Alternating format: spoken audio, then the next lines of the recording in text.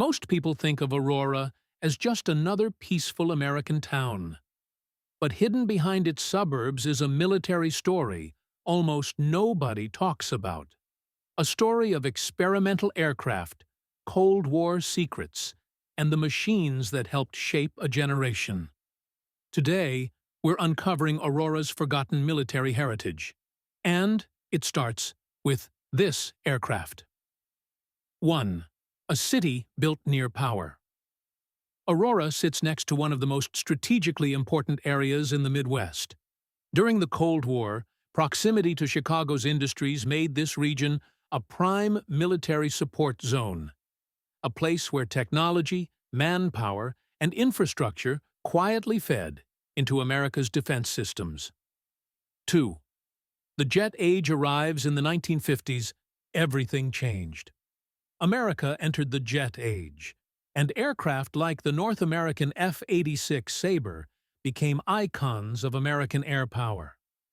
While Aurora didn't manufacture the Sabre, the city became a hub for veterans, military reservists, and aviation workers who supported the country's new Air Force infrastructure. 3. A community connected to the military. Throughout the 60s and 70s, Aurora's population exploded, and so did its connection to the military. Thousands of residents served in Vietnam, Korea, or worked in defense-related industries back home. Local aviation clubs, reserve units, and training groups made the city a quiet but important part of America's military backbone. 4. Preserving the past. Today, Aurora honors that history through museums, collections, and restored aircraft. Vintage jets, like the one shown here, aren't just relics. They're reminders of the skill, sacrifice, and innovation that shaped Aurora's identity. 5. The legacy lives on. Aurora's military heritage isn't just about the past. It's about how the city grew, who lived here, and the generations that followed.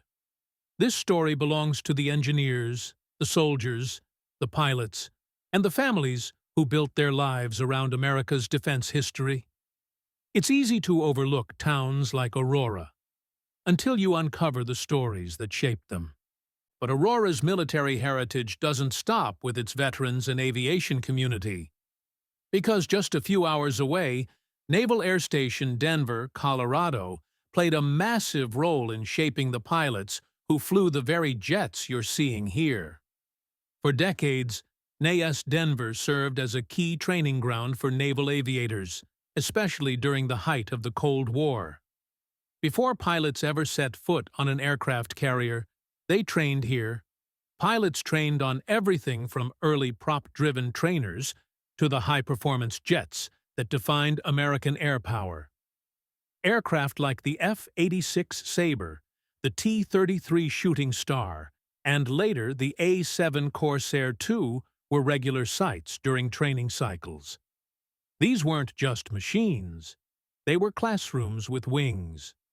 Every takeoff was a lesson in discipline. Every landing was a test of courage. And every flight built the skills America depended on. And here's the connection most people never realize.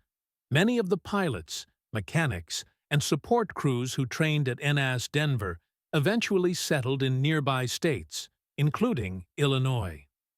Aurora became home to countless families who lived through that era of military aviation.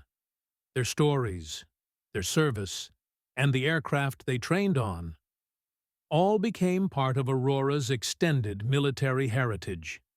Even though Naval Air Station Denver was officially closed in 1994, its legacy didn't disappear.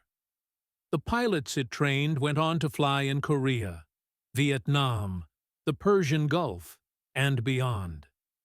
Their experience shaped squadrons all across the country, including the communities that later grew around Aurora.